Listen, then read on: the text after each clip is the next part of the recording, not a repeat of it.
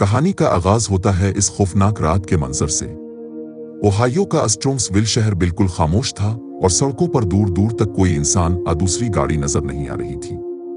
رات کے آخری پہر جب سب لوگ گہری نیند سو رہے تھے تب ایک عالیشان اور تیز رفتار گاڑی سڑکوں پر اتنی سنسناتی ہوئی گزرتی ہے کہ اس کی تیز رفتار آواز سے آس پاس کا ماحول کانپ اٹھتا ہے۔ گاڑی کے انجن کی گرج اور ٹائروں کی سنسناہٹ سے صاف لگ رہا تھا کہ ڈرائیور کا اپنے جذبات پر کوئی قابو نہیں ہے۔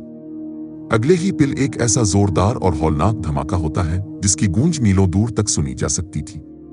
ایک BMW گاڑی ایک سنسان کاروباری علاقے میں واقع ایک اونچی اور مضبوط اینٹوں کی دیوار سے جا ٹکرائی تھی۔ یہ ٹکر اتنی شدید تھی کہ گاڑی کا اگلا حصہ لوہے کا ایک مچلا ہوا ڈھیر بن چکا تھا، انجن کے پرزے سڑک پر بکھر چکے تھے اور گاڑی کے اندر سے دھواں اور آگ کی چنگاریاں نکل رہی تھیں۔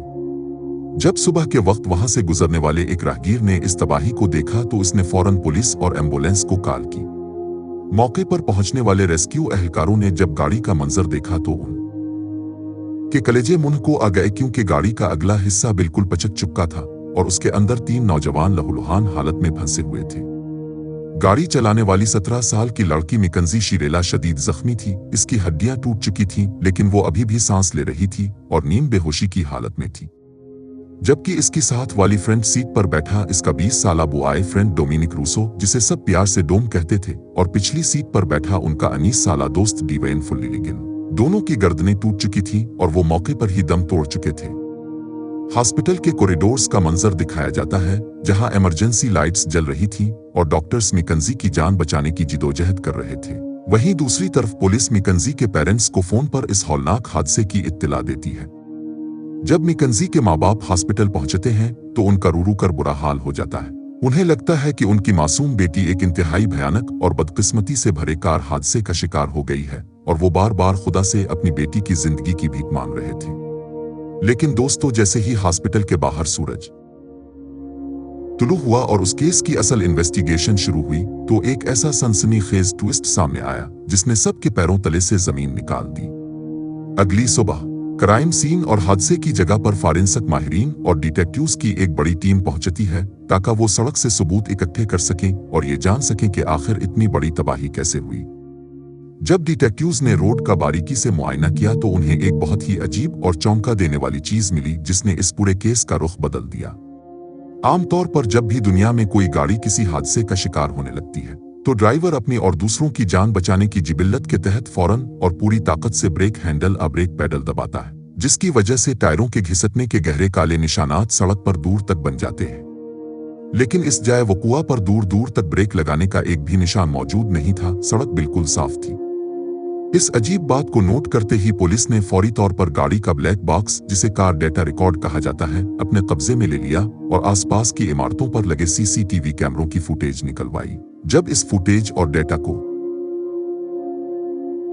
کمپیوٹر پر چلایا گیا تو دیکھنے والے افسران کے ہوش اڑ گئے، کیونکہ اس ویڈیو میں دیکھا جا سکتا تھا کہ میکنزی کی گاڑی پہلے بالکل نارمل اور آہستہ اسپیڈ میں ایک موڑ موڑتی ہے، لیکن جیسے ہی وہ اس مخصوص سنسان گلی میں داخل ہوتی ہے تو میکنزی سڑک دیکھ کر بریک نہیں لگاتی بلکہ اچانک گاڑی کا ایکسیلریٹر پوری طاقت سے نیچے دبا دیتی ہے۔ گاڑی کی اسپیڈ سیکنڈوں میں 90 اور پھر سیدھا 100 میل فی گھنٹہ سے بھی اوپر چلی جاتی ہے۔ اور سب سے زیادہ خوفناک اور شاکن بات جو کیمرے میں قید ہوئی وہ یہ تھی کہ میکنزی نے گاڑی کے اسٹیئرنگ کو ہلکا سا دائیں طرف ٹرن کیا تاکہ گاڑی کسی خالی جگہ پر جانے کے بجائے سیدھا اس اینٹوں کی مضبوط دیوار کے مرکزی حصے سے ٹکرائے۔ اب ڈیٹیکٹیوز کے ذہن میں ایک بہت ہی ہولناک اور بڑا سوال کھڑا ہو چکا تھا کہ اگر یہ محض ایک اتفاقی حادثہ تھا تو پھر گاڑی کی اسپیڈ کو ایک دم سنسان گلی میں کیوں بڑھایا گیا اور سامنے دیوار نظر آنے کے باوجود بریک کیوں نہیں لگائے گئے؟ یہ کوئی عام سڑک کا حادثہ نہیں تھا بلکہ یہ ایک انتہائی بے رحم ٹھنڈے دماغ سے پلان کیا گیا ڈبل قتل لگ رہا تھا جس کا مقصد سب کو مارنا تھا۔ انویسٹیگیشن کو مزید آگے بڑھاتے ہوئے اور اس معاملے کو سلجھانے کے لیے پولیس نے میکنزی اور ڈومینک کے سوشل میڈیا اکاؤنٹس، ان کی پرانی چیٹس اور ان کے قریبی دوستوں کو شامل تفتیش کیا اور ان کے انٹرویوز ریکارڈ کرنا شروع کیے۔ یہاں سے کہانی ایک بہت ہی تاریک، عجیب اور زہریلے رخ میں داخل ہوتی ہے جہاں محبت اور نفرت کی سرحدیں آپس میں مل جاتی ہیں۔ دوستوں اور رشتہ داروں کے بیانات سے پتہ چلا کہ میکنزی اور ڈومینک کا رشتہ کوئی عام صحت مند رشتہ نہیں تھا بلکہ ان کے درمیان ایک شدید قسم کا زہریلا جنون اور پاگل پن کا جنون سوار تھا۔ ڈاکومنٹری میں ان دونوں کی موبائل فون سے لی گئی کئی پرانی ویڈیوز دکھائی جاتی ہیں जहां वो दोनों अक्सर रातों को गाड़ियों के अंदर अंधेरा करके बैठते थे, तेज म्यूजिक चिल्लाते थे और भारी मिकदार में मुख्तलिफ किस्म के ड्रग्स और चर्स स्मोक कर रहे होते थे। वो दोनों अपनी इस खतरनाक और टुकसक लाइफ स्टाइल को हर वक्त सोशल मीडिया और स्नैपचैट पर ग्लैमराइज करके पोस्ट करते थे ताकि लोगों की तवज्जो हासिल कर सके। डोमिनिक के करीबी दोस्तों ने पुलिस को रोते हुए बताया कि मिकन्जी बज़ाहिर एक मासूम लड़की लगती थी, लेकिन असल में वो इंतहाई शदीद गुस्से और ज़हनी अदम तवाज़ुन का शिकार थी। वो डोमिनिक को लेकर इतनी ज्यादा पॉजिटिव थी कि वो इसे किसी दूसरे से बात तक नहीं करने देती थी, और जब भी डोमिनिक इसके इस रोज रोज के तमाशों और लड़ाइयों से तंग आकर इससे ब्रेकअप करने अलग होने की बात करता तो मिकन्जी आपे से बाहर हो जाती थी, चीजें तोड़ती थी और खुदकुशी की धमकियां देने लगती थी। एक दोस्त ने तो यहाँ तक इंकिशाफ किया कि इस हौलनाक हादसे से ठीक 2 हफ्ते पहले एक बड़ी लड़ाई के दौरान मिकन्जी ने डोमिनिक की आंखों में आंखें डालकर ये खौफनाक धमकी दी थी कि अगर तुम मेरे ना हुए तो मैं किसी और के भी नहीं होने दूंगी, मैं तुम्हारी गाड़ी का ऐसा एक्सीडेंट करवाऊंगी कि सब खत्म हो जाएगा। लेकिन अफसोस इस वक्त किसी भी दोस्त ने इस लड़की के अंदर छुपे इस भयानक इरादे को सीरियस नहीं लिया था और सब ने इसे एक आम गुस्से का मुकालमा समझकर नजरअंदाज कर दिया था। उधर पुलिस को एक शक ये भी था कि शायद इस मखसूस रात को मिकन्जी ने बहुत ज्यादा ड्रग्स और शराब पी रखी हो, जिसकी वजह से इसका दिमाग माऊफ हो गया हो और तेज स्पीड में इससे गाड़ी आउट ऑफ कंट्रोल होकर दीवार में जा लगी हो। इस शक को दूर करने के लिए उन्होंने फौरी तौर पर हॉस्पिटल की लैब से मिकन्जी का ऑफिशियल टॉक्सिकोलॉजी यानी ड्रग टेस्ट रिपोर्ट तलब की, लेकिन जब वो मेडिकल रिपोर्ट सेल बंद लिफाफे से निकलकर सामने आई तो कमरे में बैठे तमाम पुलिस अफसरान के चेहरे सफेद पड़ गए, क्योंकि मिकन्जी के खून के नमूनों में किसी भी किस्म का नशा, अल्कोहल या कोई केमिकल ड्रग सिरे से मौजूद ही नहीं थी। इसका खून और उसका सिस्टम बिल्कुल साफ और क्लीन था। इस रिपोर्ट का सीधा और साफ मतलब ये निकलता था कि जब गाड़ी 100 की स्पीड से दीवार की तरफ बढ़ रही थी तो मिकन्जी किसी नशे की धुंध में नहीं थी, बल्कि वो पूरे होश और हवास में थी। इसकी आंखें खिली थीं, इसका दिमाग मुकम्मल तौर पर फाल था और वो अच्छी तरह जानती थी कि वो सामने मौजूद दीवार से टकराकर अपने साथ बैठे लोगों को मौत की वादी में धकेलने जा रही है। अब कहानी मुंतकिल होती है हाई सिक्योरिटी जेल और हुजूम से भरे कोर्ट रूम के अंदर, जहां इस केस का बाकायदा ट्रायल शुरू होता है।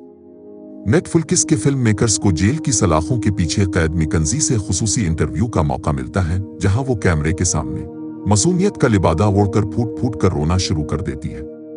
वो रोते हुए कहती है कि मैं डोमिनिक से अपनी जान से ज्यादा मोहब्बत करती थी, वो मेरी जिंदगी था, मैं ख्वाब में भी इसे नुकसान पहुंचाने का नहीं सोच सकती थी। वो रात सिर्फ एक बदकिस्मती थी, गाड़ी का स्टीयरिंग लॉक हो गया था और मेरा गाड़ी पर से कंट्रोल बिल्कुल खत्म हो गया था। मुझे खुद समझ नहीं आया कि क्या हुआ, मैं कातिल नहीं हूँ। लेकिन दूसरी तरफ अदालत के कटहरे में खड़े सरकारी वकील यानी प्रोसिक्यूटर्स ने इसके इन झूठे आंसुओं का पर्दा चाक करने के लिए मिकन्जी की डिलीट की गई चीट्स, इसके धमकी आमेज वॉइस नोटिस और उसके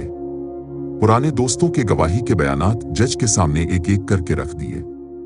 वकील ने साइंसी और तकनीकी से यह साबित कर दिया कि मिकन्जी ने जानबूझकर रात के इस पहर का और इस मखसूस अंधेरी और वीरान गिल्ली का इंतखाब किया जहां कोई दूसरा इंसान सीसीटीवी कैमरे की सिक्योरिटी आमतौर पर नहीं होती, ताकि कोई उन्हें वक्त पर बचाने ना आ सके। इसने अपने इस वहशियाना गुस्से में पिछली सीट पर बैठे इस मासूम डिवेन के बारे में भी एक सेकंड के लिए नहीं सोचा, जिसका उनकी आपसी लड़ाई से कोई लेना देना नहीं था और वो बेकसूर सिर्फ एक दोस्त के नाते उनसे लिफ्ट लेकर गाड़ी में बैठ गया था। कोर्ट रूम का ये आखिरी मंजर इतना ज्यादा जज्बाती, दर्दनाक और भारी था कि वहां मौजूद हर आंख अश्कबार थी। एक तरफ मकतूल डोमिनिक और डिवेन के बूढ़े माँ बाप अपने जवान और हंसते खेलते बेटों की तस्वीरें सीने से लगाए धाड़े मार मार कर रो रहे थे कि उनकी दुनिया उजड़ गई, और दूसरी तरफ मिकन्जी का खानदान महंगे वकीलों के जरिए इसे किसी तरह बचाने की नापाक कोशिशें कर रहा था। लेकिन फॉरेंसिक सबूत, ब्लैक बॉक्स का डेटा और ऐनी शाहिदीन के बयानात इतने पक्के और नागुजीर थे कि जज ने मिकन्जी के किसी भी झूठे बहाने और आंसुओं पर कान नहीं धुरा। जज ने अपना तारीफी फैसला सुनाते हुए सख्त लहजे में कहा कि ये कोई इत्तेफाकी कार हादसा गफलत नहीं थी, बल्कि ये एक इंतहाई सर्द महर सोचा समझा और वहशियाना कल्म अमद था। 17 साल की इस लड़की मिकन्जी को कत्ल, अक़दाम कत्ल और संगीन जराइम समेत 12 मुख्तलिफ दफात के तहत मुजरिम करार दिया गया और अदालत ने इसे बगैर किसी पैरोल के लाइफ इम्प्रिजनमेंट यानी उम्र कैद की इबरतनाक सजा सुना दी, जिसका मतलब था कि अब वो अपनी बाकी की पूरी जिंदगी जेल की तारीक कोठरी में गुजारेगी। एक कम उम्र लड़की ने अपने अनाप्रस्ती, जिद्दीपन, जहरीले गुस्से और पागलपन की वजह से 3 हंसते खेलते घरों को हमेशा के लिए तबाह और बर्बाद कर दिया। दोस्तों, ये सच्ची और दिल हिला देने वाली कहानी हमें एक बहुत बड़ा सबक सिखाती है कि टुकसक रिलेशनशिप्स اپنے غصے پر قابو نہ پانا اور سوشل میڈیا کا سستا فیتور انسان کو کس حد تک اندھا اور حیوان بنا سکتا ہے کہ وہ اپنوں کی ہی جان لینے پر اتر آتا ہے۔ آپ کا اس پورے کیس اور عدالت کے اس فیصلے کے بارے میں کیا خیال ہے؟ کیا میکنزی کو اس کے گناہ کی صحیح اور پوری سزا ملی یا اس کے ساتھ نرمی ہونی چاہیے تھی؟ ملتے ہیں اب سے اگلی ایک اور سنسنی خیز اور معلوماتی ویڈیو میں، تب تک کے لیے اپنا اور اپنے پیاروں کا بہت زیادہ خیال رکھیے گا۔ اللہ حافظ۔